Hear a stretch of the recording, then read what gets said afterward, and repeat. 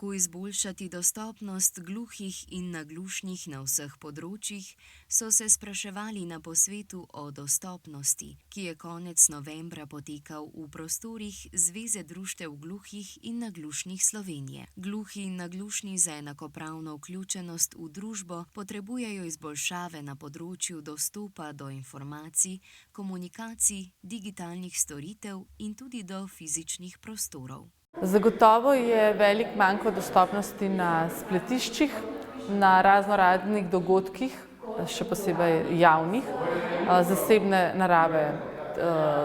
Tako ali tako velikokrat niso dostopne, pa vendarle javni dogodki bi morali že zelo dolgo biti dostopni za osebe z izgubo sluha in za osebe z vsemi ovirami.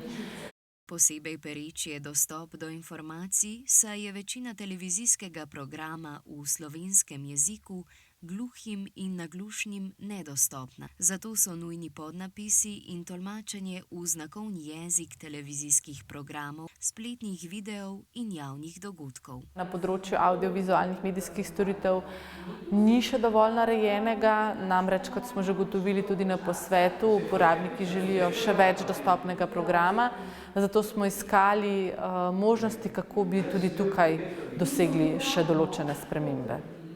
Na posvetu so ugotovili, da v Sloveniji primanjkuje strategij za uveljavljanje pravic oseb z izgubo sluha in ozaveščanje širše javnosti o dostopnosti.